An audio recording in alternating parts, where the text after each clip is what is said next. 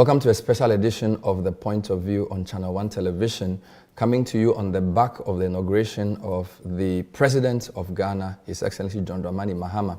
Over 21 heads of government visited him as he was sworn in for his second time.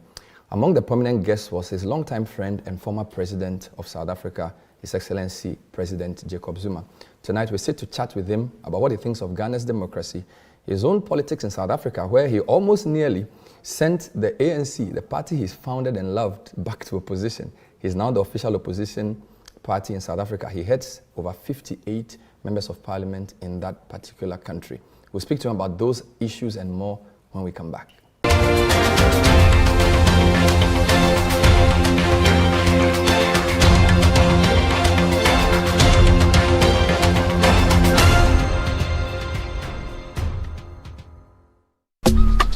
Life is a celebration of moments. Big and small. The sun is scorching, I'm feeling the heat. With Piva Drink, every moment becomes a refreshing celebration. From the beach to your home, in every corner of your world, Piva Drink adds a burst of refreshment. Give me Piva cocktail and tangerine.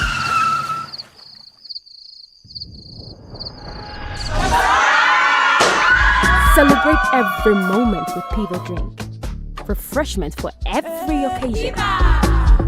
Piva Drink, a taste you will love. P for Piva.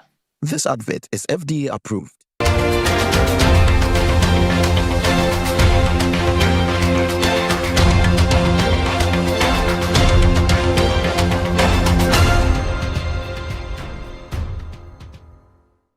President Zuma, thank you for agreeing to talk to us on The Point of View.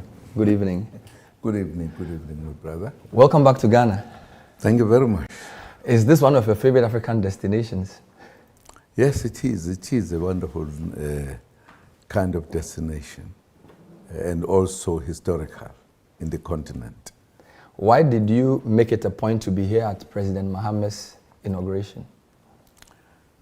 Well, I came because I thought something was happening in Ghana, knowing him, knowing his views, knowing what he is capable of doing. And if he won, I was very happy. To me, it indicated that Africans are beginning to look at the elections differently. And I thought it was important to come to support him and also to see the Ghanaians, whether they were as happy as the South Africans are happy now. And I found them so happy. As you know, the place where we were, there was almost no place to put your feet because the people were here, which indicated the happiness that the people of Ghana were showing. Ghana is considered one of the more stable democracies on the continent. How important was it for the election to go well? We now have a fifth transition in the Fourth Republic, almost flawless, in a continent with a lot of countries authoritarian and not many credible elections. How critical was it for Ghana to get it right? Well, I think you needed a president like him, who I think historically has indicated his view about what Ghana should be and what should be done. And I think his coming in once again was important for the Ghanaian people, probably for the continent as well, because quite a number of us want this continent to change from what it has been. And I think people were feeling that, look, we need this man. They know him, fortunately, because he has been around before, but also he's a man who has always said what he was believing in, which was making a good impact to the people. And I think it was important that this happened. I also think it is important that Africa really should change from what it has been. As you know, the the kind of time that Africa has undertaken, number of changes have come. Some of them very painful, some of them very brutal. I think to have a situation where there is an open kind of contestation and the people choose who they want, that's what we need. What has been important with him is that he was not just saying, I want to be the leader. He was saying, I want to change the manner in which things have been happening. And I think he articulated that quite at length in his speech yesterday. What are the things that he thinks must be done? And that's what we want to do and move further than where we are now. You mentioned in your earlier answer the history of Ghana. How important has this country been to the freedom fight in South Africa? The ANC, Mandela, and the MK that you, of course, not the party, but the spear of the nation as the militant wing. Because we've been told in history that our first president, Kwame Nkrumah, was quite sympathetic to the cause of the fight for freedom for black people in South Africa.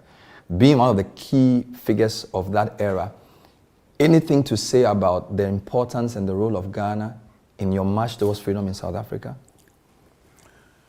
Well, firstly, the first president of Ghana was very clear about where Africa must go, how Africa must look like.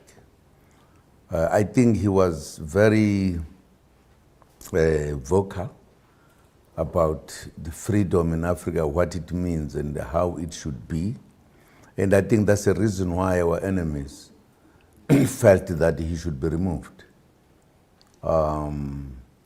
He was making Ghana to look more important in the continent as one of the first presidents to be in the continent of Africa.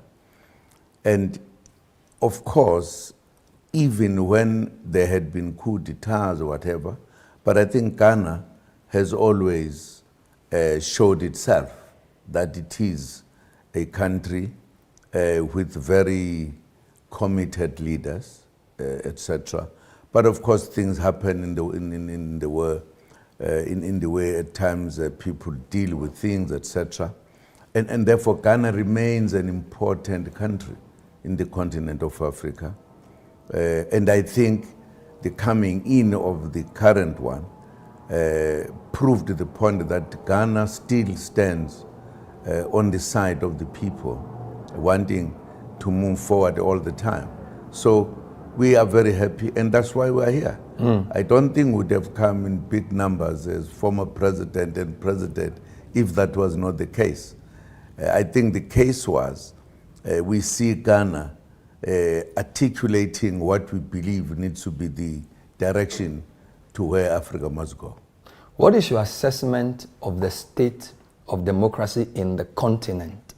Because apart from Ghana, Botswana, Mauritius, maybe Namibia and South Africa, you can't really say there are quality democracies on the continent by all the international standards. What's your assessment of democracy as the preferred option for governance on the continent? Well, Africa, when it got freedom, I think there was an excitement in Africa because we were being decolonized, if that is the correct term. Yeah. At times we just use term when not necessarily the case. And Africa moved to a very large extent, very correctly. We became a kind of a kind of democracies that people were talking about. at the beginning, but something interfered with Africa, as you know. For an example, there was a coup d'etat period wherein the Western countries were actually organizing the coup d'etats against us. We tried to come in thereafter once again, and I think Africa was becoming very strong, and there was a time when Africa had a word to some degree, but again, they came back, as they always do. I think they shifted Africa to quite an extent. I think if you talk about today in Africa, there are issues. There are issues that are there which you wonder why, as well as how we gradually began to make Africa no longer as articulate about itself, as it were. If even now there are certain things that are happening in some part of the continent, but the continent is more quiet than what it would have been during that time. Leaders would have moved immediately, dealt with any issue that came. These days, they are very reluctant. At times, they are very quiet, even if things are going wrong. That tells you that the standard is no longer the same. It's no longer the same. You're talking of quality of leadership on the continent to engage with the collective issues. You think there's been a reduction in the overall quality? Yes, there has been. There has been. There are issues that are happening in Africa now, which if it was still at some point, Africa would be on its feet, would be there to say what is happening, to try to help and do whatever. It's no longer the same. So which era are you looking at? Are you talking about the 80s, 90s? When did the quality start coming down, in your view? Well, it started coming down slowly for some time now, for some time. I can't necessarily say this specific period, but it became obvious that Africa was no longer as vocal as it is.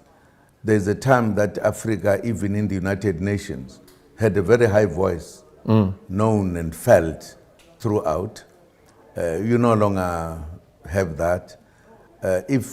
Even the manner in which Africa was, in a sense, positioned, the regions, the AU, or the if we were at the the OAU, if the OAU was sitting, you would feel that the OAU has been sitting. Decisions have been taken. Countries were very jealous about their brothers and sisters. I think that has gone down. You begin now to have problems emerging here and there with no very obvious attention being given or intervention. So that's why I'm saying Africa has changed. But what is now promising is that some people, as you talk about here where we are, the reason where we are, we came to participate in the president being put into his place, and there are few such leaders that are beginning to emerge, where in the language is beginning to talk about us, about the fact that we need to be better than what we are. And I think that is absolutely important. I don't think you would have seen so many president and former presidents here if there wasn't a feeling that we needed to come back to where we're supposed to be, even to go to the final kind of the points that we want to reach.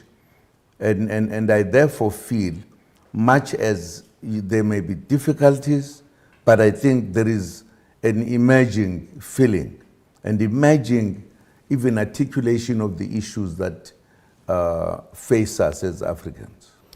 President Zuma, let's talk about your own country. You are 83 years old. You're the leader of the official opposition party, the Nkomto Mesizwe, which is, of course, called MK. Nkomto Mesizwe yes, party. Yes, the party. Why would a man who fought apartheid, who helped to found the ANC, form a political party that is now against the party he loved so much? Can you explain to Ghanaians why you did that? Well, it is not a secret that South Africa, historically, was the first country to establish an African political party to fight for freedom. And it had very clear reasons why that was the case. And I think it even went further than South Africa, influenced Africa to a large extent, particularly the countries around South Africa followed what South Africa was doing. And I think the ANC really represented the oppressed people. And we fought for a long time, precisely because South Africa has the biggest number of whites in the African continent. The white influence was quite big. That is why, much as it was the first to establish a national liberation movement, but it was the last to be free. It took many, many years. And then in the process of the fight, we very clearly made it very clear what type of freedom we wanted. We did not just talk about it in general. We went to the people of South Africa and asked them what type of freedom would they want the day we get our independence. And this was discussed by the entire country. We finally, the people emerged with a document called the Freedom Charter, which represents the views and the wishes of the South African people, the oppressed. And the document is still there. Our white government charged the leaders with treason for that document, because they thought it was moving against their own interests. And finally, they were proved by court that that document was absolutely correct. And that document says a lot about the land, about the wealth of the country, and everything. When we took over the country, we have not been able to implement that document. Now, that is first disappointment to the people of the country who had said to this organization, this is what we want. And the organization agreed that that was true.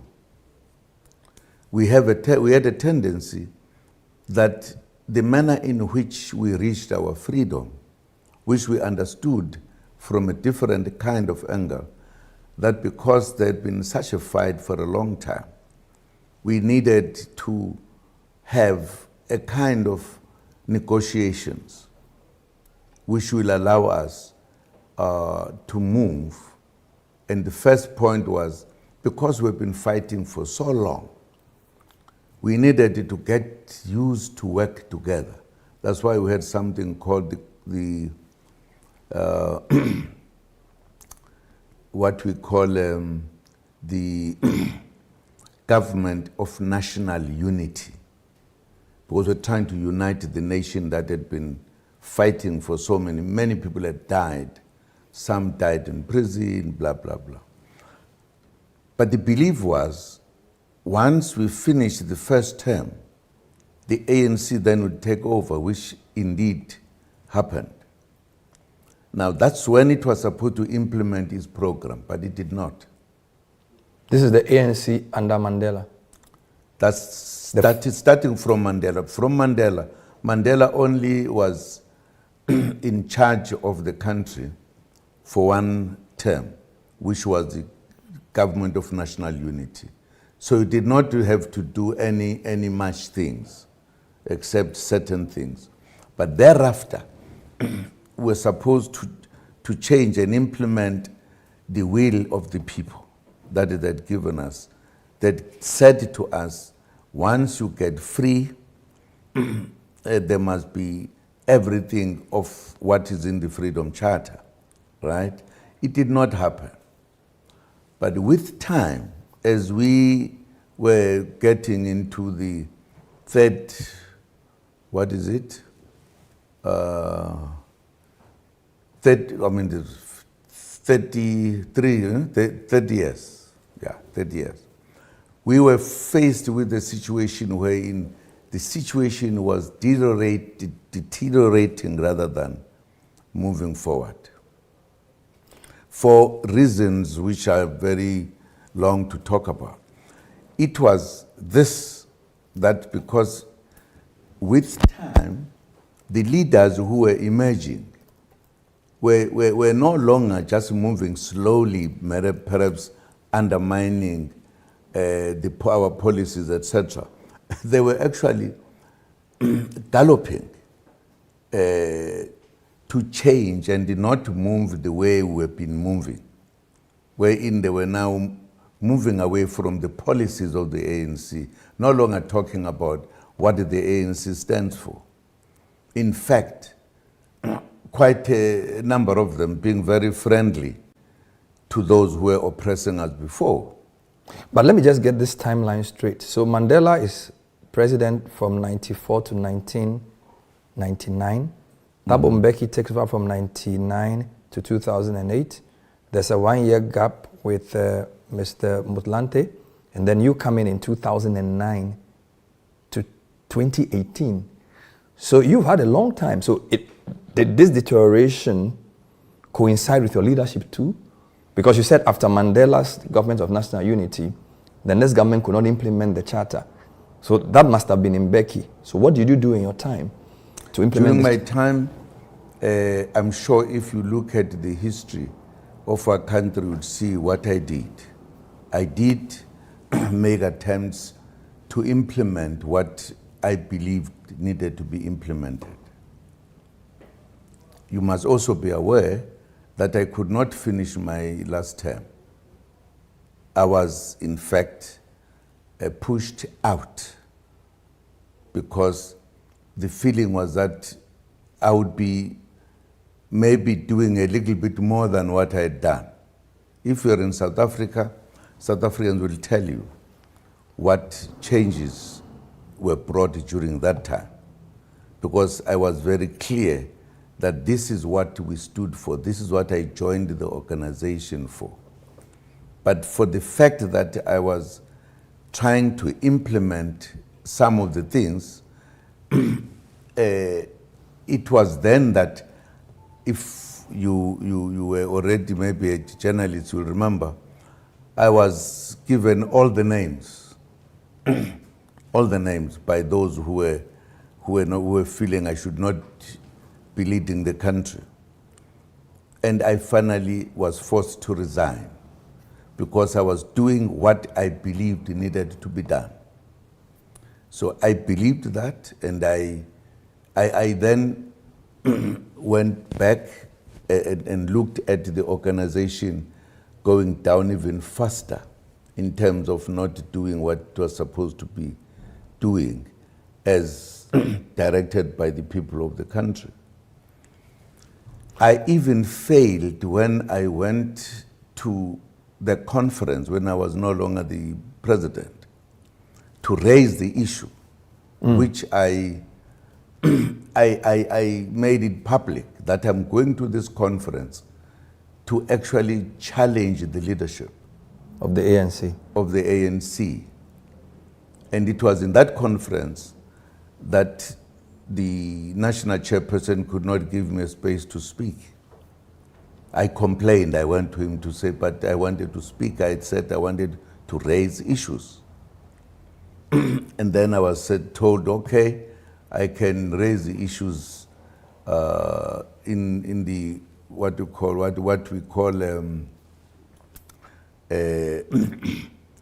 different people in the conference having different kind of groupings, wherein you discuss the issues.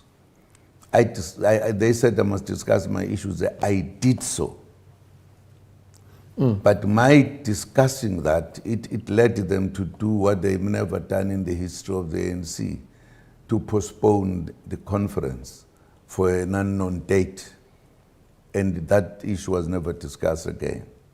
It was clear to me that this was the end of our organization, and there was no need for me to stay. Having spent so much time, having sacrificed so much, to say, let me die with it. I thought I still had an energy to deal with the matter, and I still had South Africans who believe in what I believed in, and I thought it was high time that I establish another organization, not the organization that I joined, because it was no longer in that shape of it that I joined. It was a different kind of thing. And that's the reason why I then established this political party. This is the point of view. We're talking to President Jacob Zuma, South Africa's president for nearly a decade, 2009 to 2018. He's in Ghana to, of course, commemorate the inauguration of President John Mahama, who was sworn into office on Tuesday. We're chatting about the African continent. We're also talking about South Africa. We'll spend a few more minutes discussing the future of his own political party and his aspirations for the next generation of African leaders. Stay with us.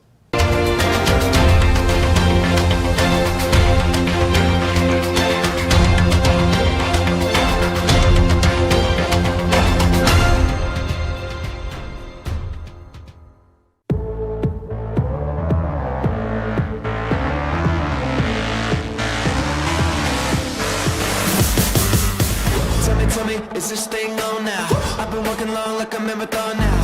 Tying up words, making them a bomb now. Tell me, we feeling me alone now. I got a message, we didn't put it in a song now. I'll see you later, all the haters got it wrong now. We're touching the lightning, we're coming alive, yeah. We're feeling inside, yeah. We got the power.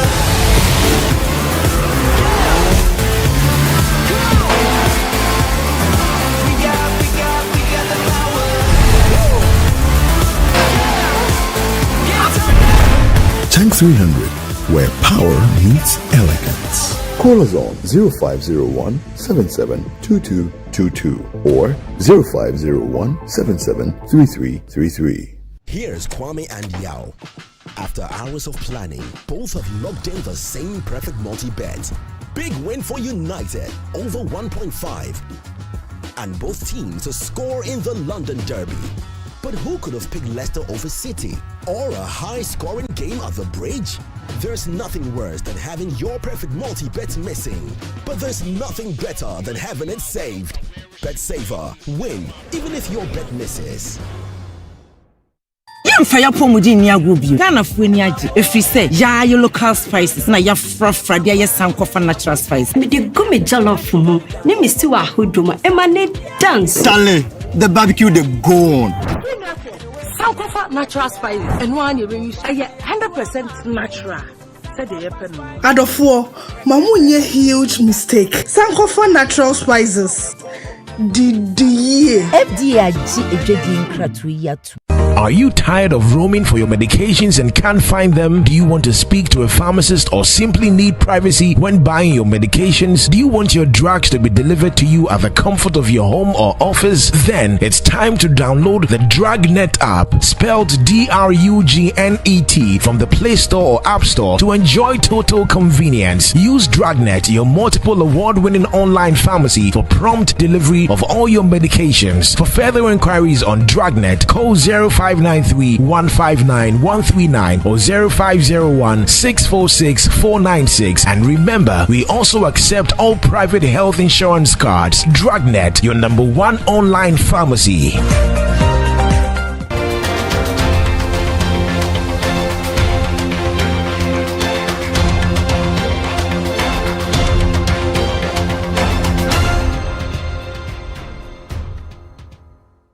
Welcome back. We're still on the point of view speaking to former President of South Africa, Excellency Jacob Zuma.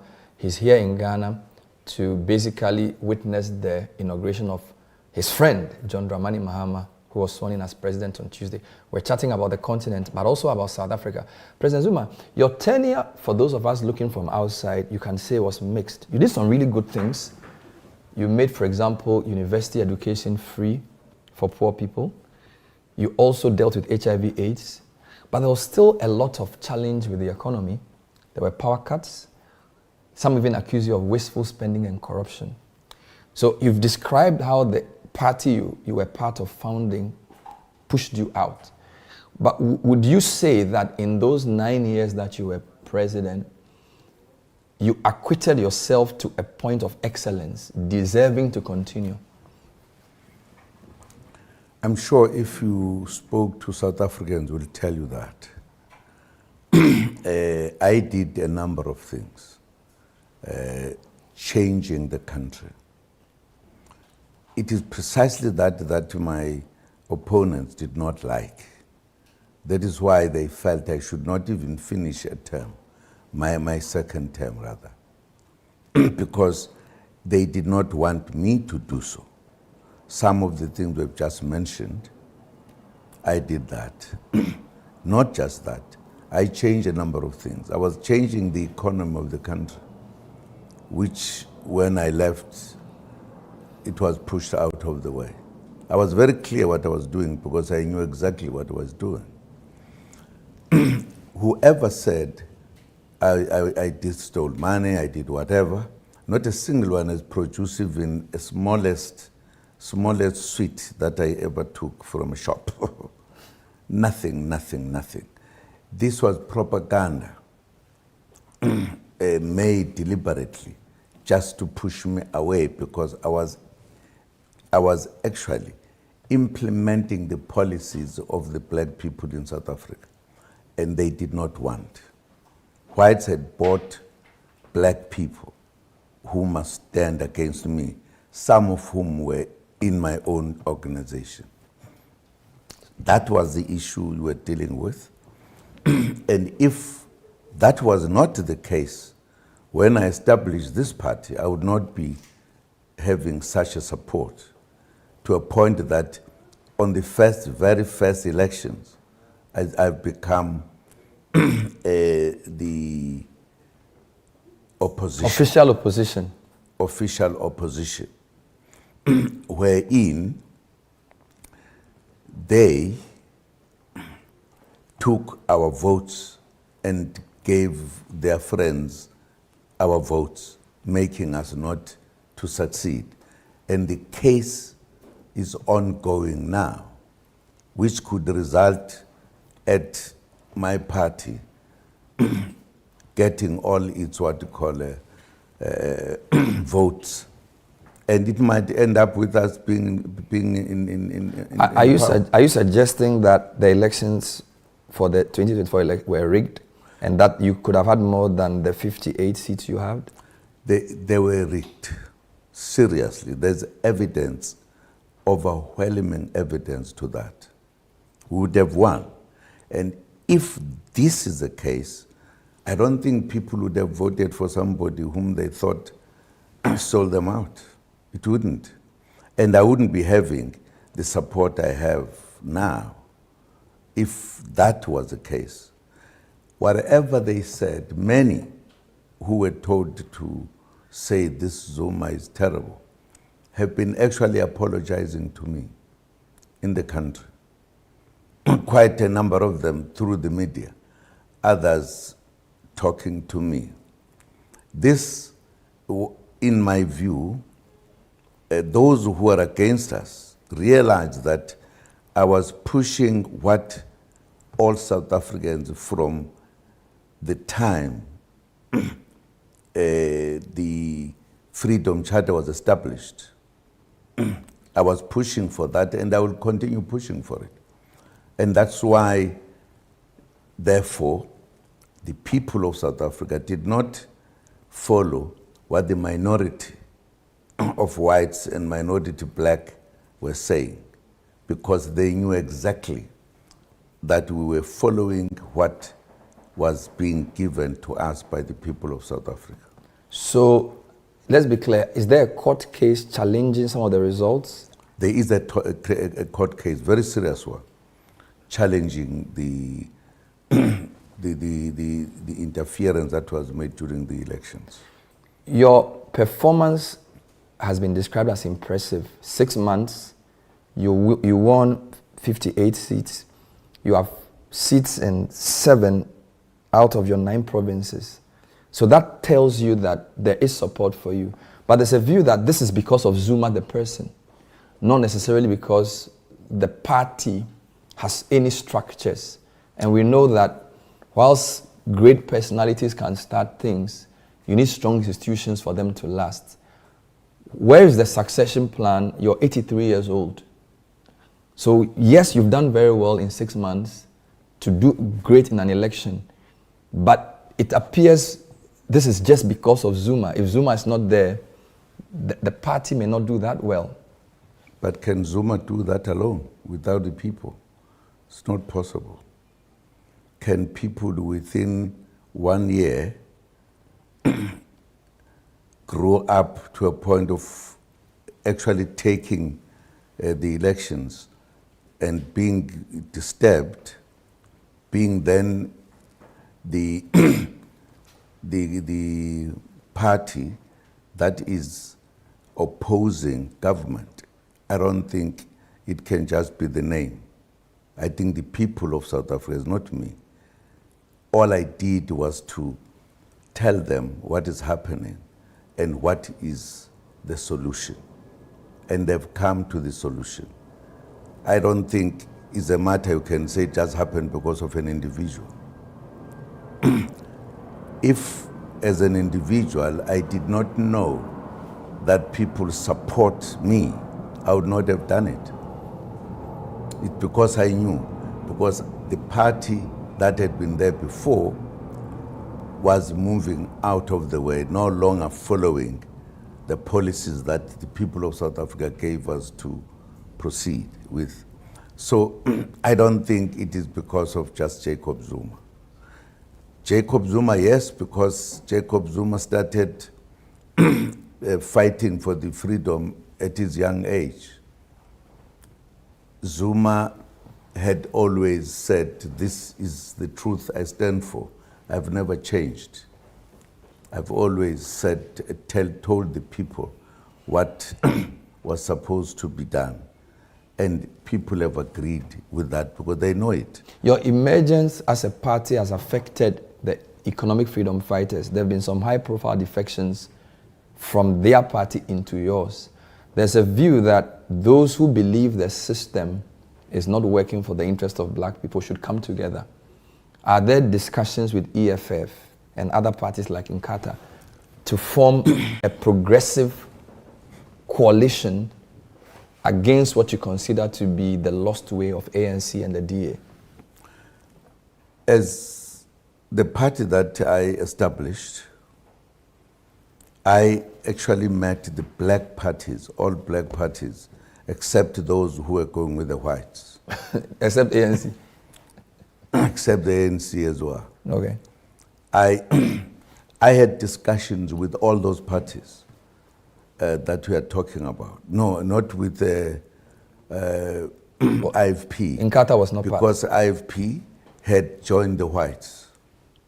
But all other parties I met, including the one we mentioned, led by the young man. EFF. Mulema. And we had Malema. Malema. I saw another Malema yesterday here. In a dinner yesterday. We all agreed on the perspective that I put, that this is what we need to do. We agreed. The fact that later they dilly-dallied is a different matter. But I did that, and we agreed that we must take from what our ancestors had given us. So I did all of that. So it seems to me you think the ANC in its present form is unsalvageable. Absolutely. It is. Did you know President Ramaphosa before he became the leader?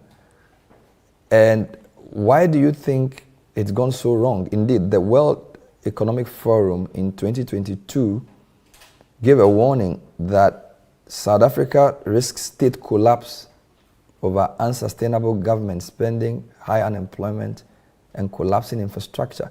This is supposed to be a lawyer, business person who was seen as a promising rising star in the ANC.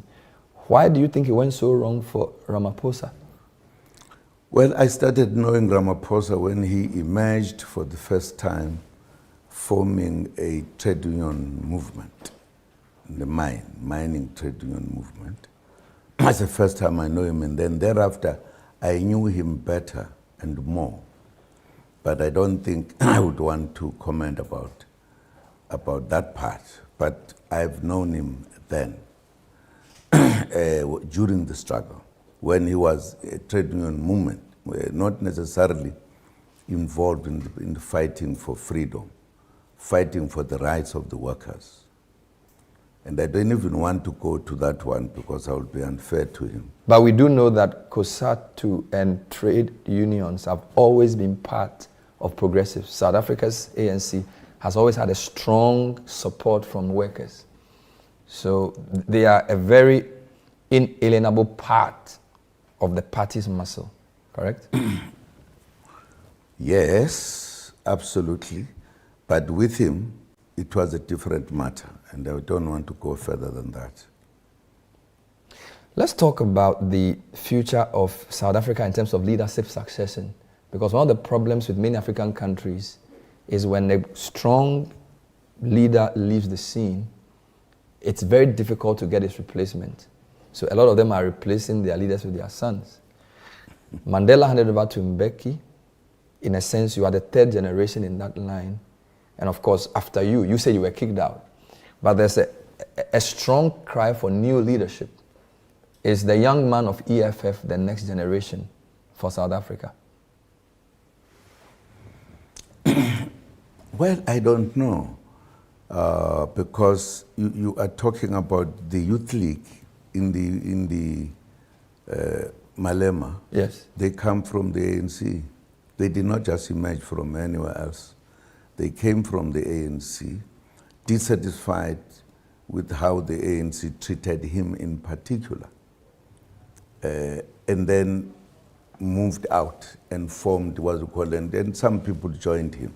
So I can't say it's a youth that is going to change any other thing. Because their ANC, at least that one, the organization I'm talking about, its leader was brought up by the ANC. He's the ANC like me and everybody else. So there was nothing that you could say was very special and new. If that was the case, they would have actually assisted what I've done now, if that was the case. What would Mandela be thinking about the party? I'm sure he's very unhappy, very unhappy, because people changed the ANC into something else. Just to tell you the example, the oppressors that oppressed us for centuries, the ANC that we're talking about of Mandela, joined them. Today they are together. Now there's no Mandela would have done so. That tells you how wrong the ANC has been moving. Do you have hope for your country? You were the most wealthy African country for many years.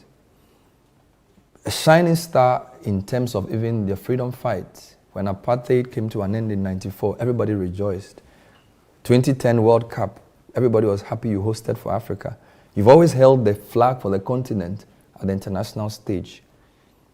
The glory seems to be departing. This is precisely the point I'm making. That the ANC that you knew, or you know, and the ANC that is there now is totally two things different.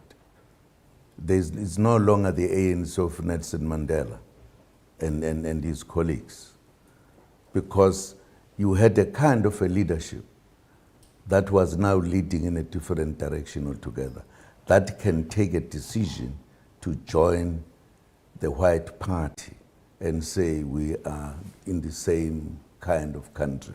That tells you this is no longer the ANC you know, or the ANC that Africa knows. So the question is, will South Africa rise again? South Africa, of course, yes, through Mkhonto weSizwe Party. The spear of the nation. Absolutely, the spear of the nation. The name is interesting because when it was founded, it was the militant wing of the freedom fighters. But of course, in 2024, that approach, we don't use spears anymore. Explain to... Mkhonto is a spear. The spear. So explain to the young people why Mkhonto weSizwe is still relevant today as a concept. No, because we are not yet free. Simple. We are not yet free. We still need to have an MK to free ourselves. So even though we have been in power since 96, we are still not free. We are still not free. Absolutely true. As I said from the beginning, we could not even implement a bulk, most important bulk or portion of Freedom Charter. We didn't. We only dealt with the rights, equal rights, blah, blah, blah, which, fine. But they don't deal with the economy of the country, with the land of the country, with everything, the wealth of the country. It doesn't. We haven't dealt with that one. And that's why in South Africa you cannot have kind of business people like here. Your neighbor Mozambique is in trouble and South Africa closed its borders. We would have thought that with the size of South Africa, you should be directly intervening. The opposition leader thought he won the elections. The country is almost closed down.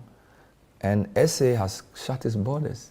Would you have done that if you were president? What would you have done if you were president? The real ANC would not have done so. The real ANC would be in Mozambique helping. That tells you this is another type of an ANC we have. How can the Mozambique crisis be resolved? It needs leaders around the region to do so. And I'm sure there are some attempts to be made now by some former presidents to try to help Mozambique. Mozambique needs to be helped. And I have also tried to talk to the comrades I know in Mozambique, because it is not acceptable what is happening in Mozambique. A lot of your contemporaries are part of the Elders, the group founded by Kofi Annan, who are traveling around the continent helping to raise democracy and solve problems. But you're still in the rough and tumble of politics.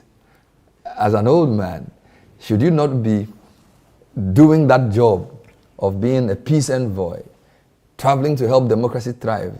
You shouldn't be lacing your boots in court looking for another election to win at 83, should you?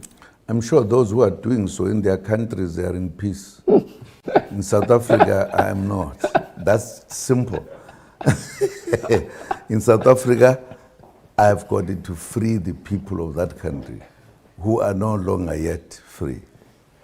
I need to take a break. When I come back, I'll talk finally about economic empowerment for African people, Africa of continental free trade, and what economic freedom actually means to create a capital class that can develop the continent. Stay with us.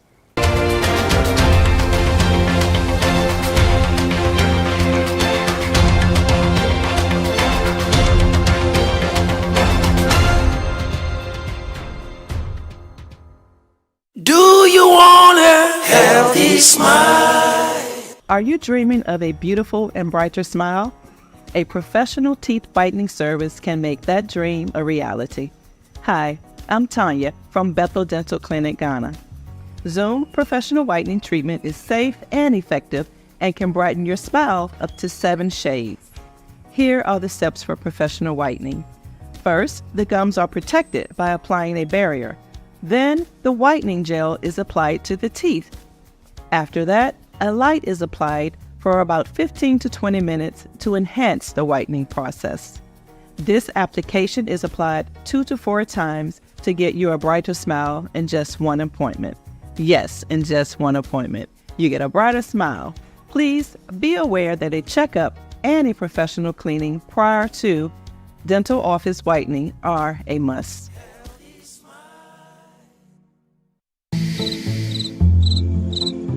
Imagine walking into a secure environment you call your own, a home where you are in charge of your own security. But while you dream of a brighter future, shadows could be lurking at your doorsteps and windows. With real-time alerts and a professional response team ready to act, your home is protected around the clock, whether you're away or asleep. Don't wait for safety. Create it. Installed by professionals, our systems integrate seamlessly into your home, guarding every nook and cranny. And with our rent-to-own plan, this unmatched security comes with no burdensome upfront cost. Enjoy your safety, payment at your own pace, and peace of mind. Plus, our theft guarantee protection ensures you're covered in case of any loss, giving you even more peace of mind. Secure your home with Home Shield. Make peaceful sleep a habit, knowing we stand guard. Response 1, protecting your world 24/7. Here's Kwame and Yao. After hours of planning, both have locked in the same perfect multi-bet. Big win for United, over 1.5. And both teams to score in the London Derby. But who could have picked Leicester over City? Or a high-scoring game at the Bridge? There's nothing worse than having your perfect multi-bet missing. But there's nothing better than having it saved. Bet Saver. Win, even if your bet misses.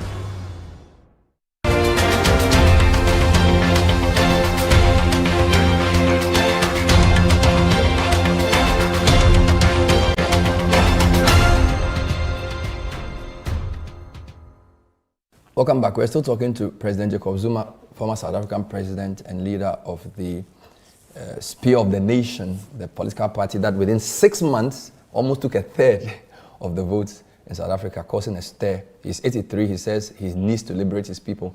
Let's talk about economics.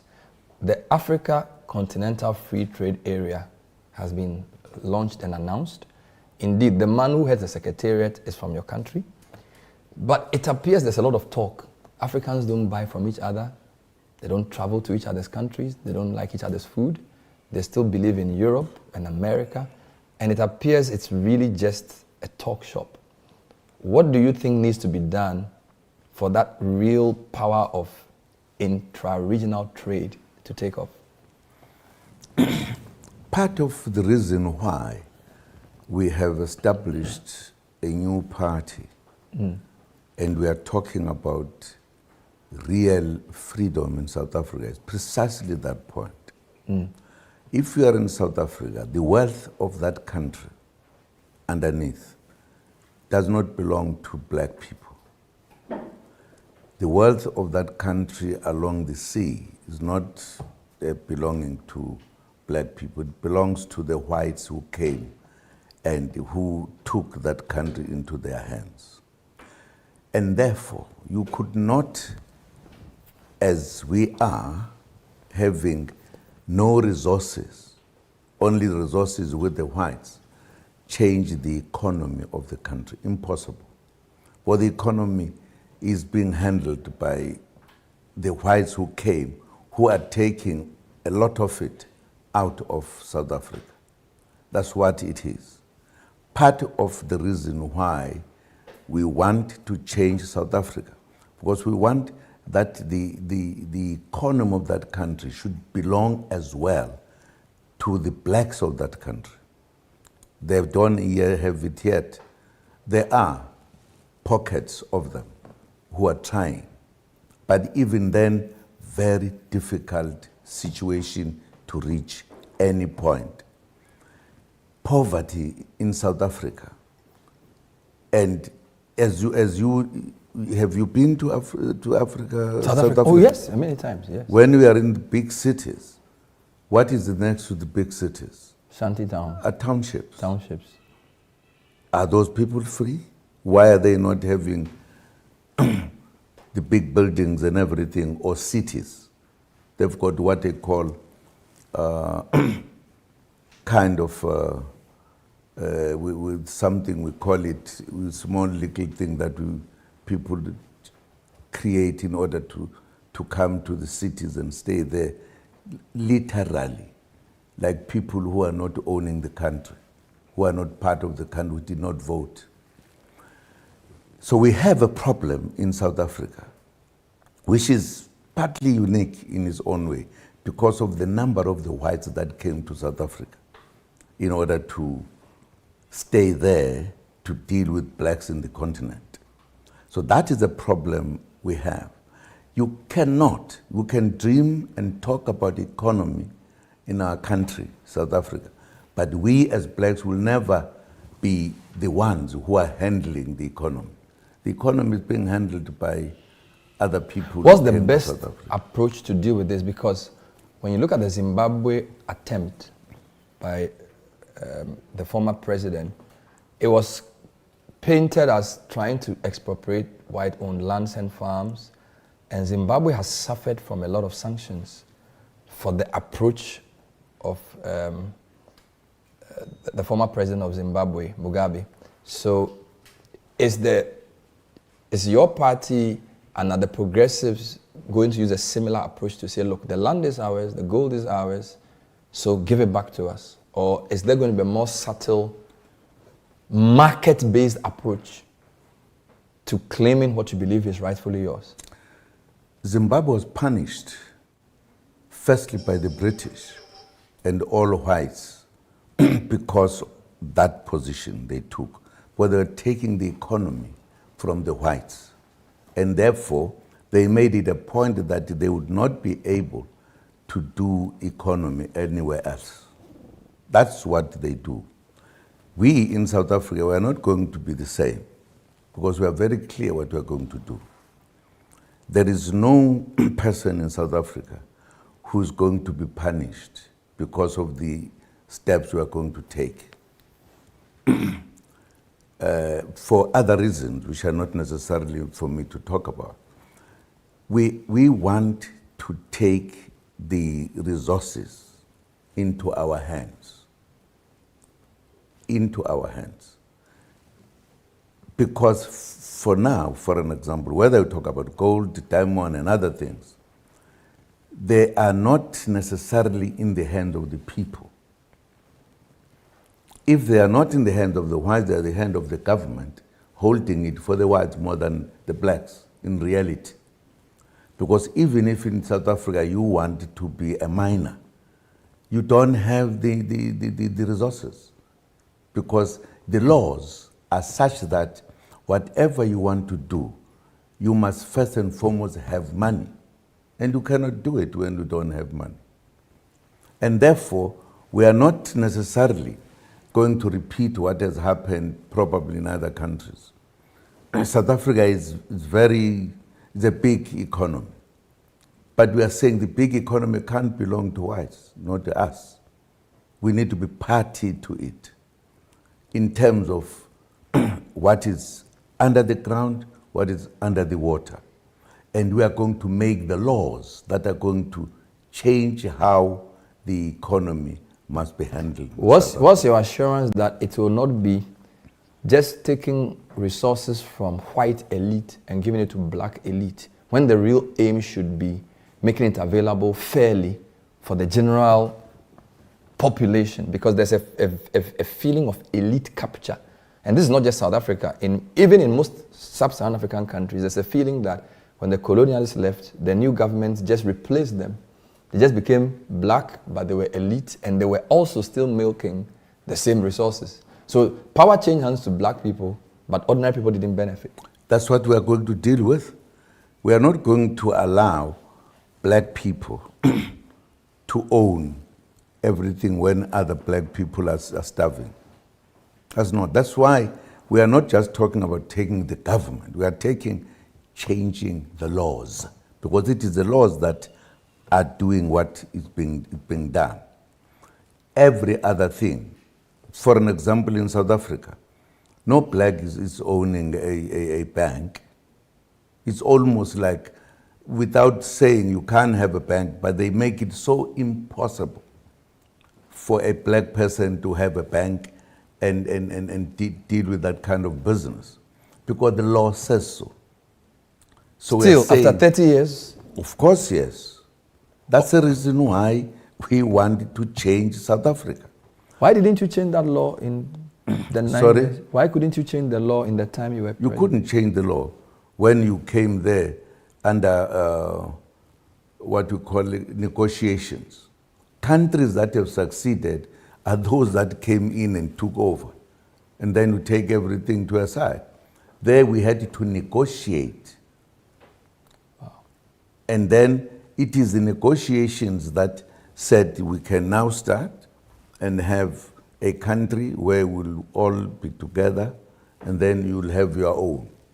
But when we come to a point of having your own, we have no resources to do whatever. The land belongs to the whites. Wow. Look, I have no problem with you. The only problem I have with you is that in 2010, we came to your country to play for the World Cup, and you didn't help us to win it. We lost in the quarterfinal. You were the president of South Africa. I would tell you why. Because we did not put our own players to help you to win. That was the problem. Did you tell your... But for many people, the 2010 South Africa World Cup, for many Africans, was the highest point. For Absolutely, it was. It was. How did it feel like being president, hosting that, wheeling Mandela into the stadium, playing the first game, and then Chabalala scoring your first goal? It must have been a moment of pride. Absolutely, of big pride. But that tells you we had different leaders at the time who were leading the country. We were going towards a destination. That is what was stopped by the wrong people. It's been good talking to you. Thank you. Have a great time. Good talking to you as well. Hopefully I'll see you in South Africa. I've been talking to President Jacob Zuma, who's been South Africa's, one of the founders of ANC, been there all the time, ran the country from 2009 to 2018, came here to celebrate the inauguration of President John Mahama. And he says the spear of the nation will fight for the freedom of the people. We hope you've enjoyed the interview. We'll see you next time. Bye-bye.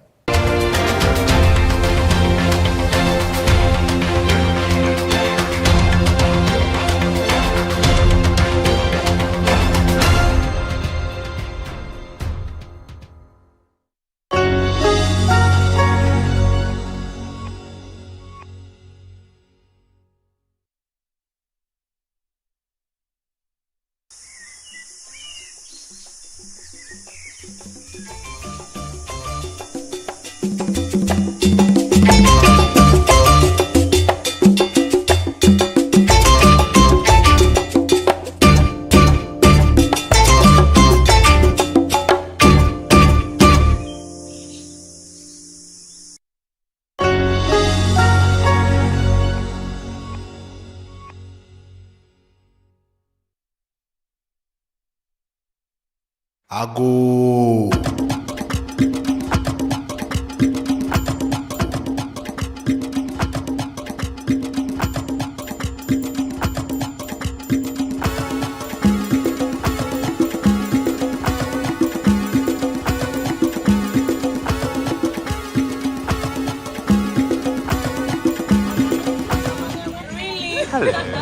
Hello. I know come joke for here.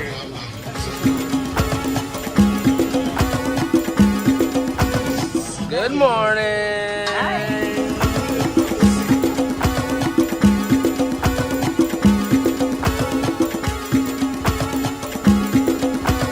Hello. Good morning.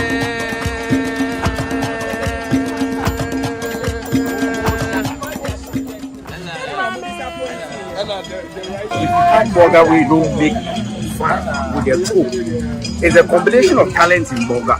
Just the talent.